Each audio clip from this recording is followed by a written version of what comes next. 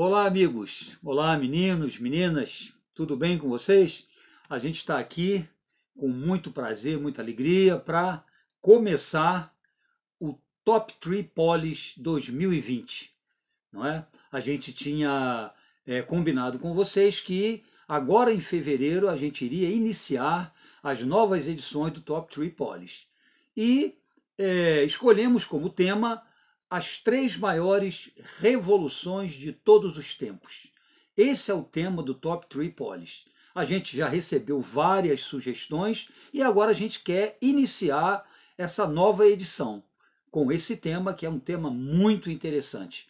Então vamos lá, tá? Qual seria a primeira grande revolução dessa lista? Pois é, não podia ser outra, tá? O primeiro nome dessa lista de 3 revoluções, 3 maiores revoluções, é exatamente a Revolução Francesa. Não chega a ser uma grande surpresa, não é? A Revolução Francesa é um dos temas de história mais abordados de todos os livros didáticos, é o tema sobre o qual nós temos mais livros que são acadêmicos, né? Temas relacionados com academias, teses de mestrado, doutorado, enfim. Talvez seja, depois da Segunda Guerra Mundial, o tema que mais aparece em trabalhos acadêmicos. Tá? E a gente, evidentemente, quando escolhe aqui os 3 maiores, agora com a participação de vocês, tem sido muito legal o retorno, a gente procura, evidentemente, justificar essa escolha. Ok? Por que a Revolução Francesa aparece como possivelmente a mais influente, a maior de todas as revoluções da história? Isso tanto para a história dos povos europeus como americanos. Isso é um consenso entre os historiadores. Tá? Ela aparece por quê? Por vários motivos. Tá? Em primeiro lugar, evidentemente pelos seus desdobramentos. Sem dúvida alguma, a Revolução Francesa foi a revolução que mais influenciou outras revoluções de natureza liberal. O mote da Revolução Francesa, igualdade, liberdade, fraternidade, ele aparece em diversos outros movimentos populares, movimentos sociais que ocorreram não só dentro da Europa, mas também fora da Europa. Tá? A gente tem muitos exemplos. Tá? Inclusive aqui no Brasil. Tá? O nosso movimento de independência teve influência dos ideais da Revolução Francesa, que nada mais eram do que os ideais iluministas. Né? A chamada Revolução Americana, o processo de independência dos Estados Unidos foi influenciado diretamente pelos ideais da Revolução Francesa, embora a Revolução Francesa ela tenha se concretizado posterior à própria independência dos Estados Unidos, das 13 colônias inglesas. Né? A independência dos Estados Unidos aconteceu em 1776 e a Revolução Francesa em 1789, todo mundo sabe disso. Então, pela sua enorme influência em movimentos populares que ocorreram dentro e fora da Europa, é que ela ocupa uma posição de destaque. Sem dúvida foi a mais influente. Tá? Mas não é só isso. O que representou a Revolução Francesa em termos políticos? A Revolução Francesa representou digamos, o sepultamento, né, do chamado antigo regime, do chamado absolutismo.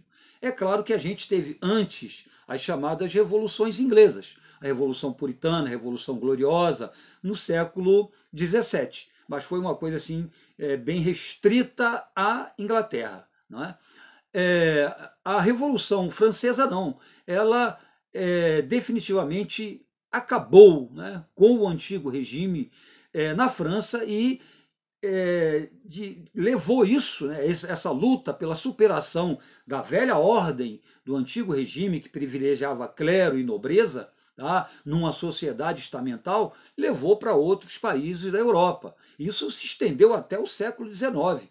Nós tivemos as revoluções burguesas do século XIX, aí já num contexto, né, diferente, a Revolução Industrial já avançava, a gente já tinha um proletariado bastante expressivo na Europa, de um modo geral, né? Essas chamadas revoluções burguesas, com a forte participação do proletariado explorado, a chamada Primavera dos Povos, ela é considerada como um desdobramento, uma resposta, né, dessas novas forças sociais lideradas por essa burguesia que criou esse Estado liberal. Foi uma resposta a uma tentativa de recrudescimento do antigo regime, né, do absolutismo, tá, daqueles estados absolutistas. Então, por esse motivo, a Revolução Francesa também tem um papel expressivo entre essas outras revoluções. Tá?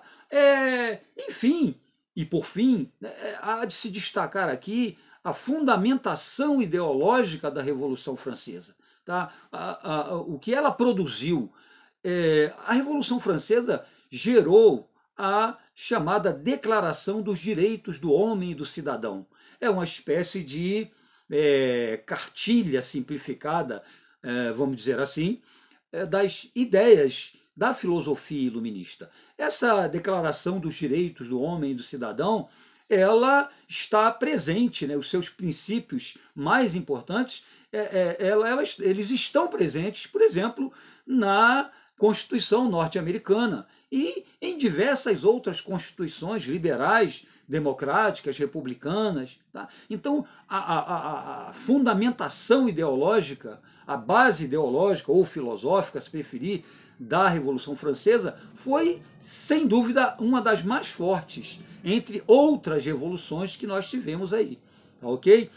Inclusive, essa declaração ela inspirou também a própria Declaração Universal dos Direitos Humanos, né, que a gente tem aí da Organização das Nações Unidas. Então, por todos esses elementos, é que a Revolução Francesa ela aparece aí como um divisor de águas na história da Europa e, por extensão, na história mundial. Tá? Não é à toa que a Revolução Francesa ela é considerada como o fato, né, que marca o início da Idade Contemporânea.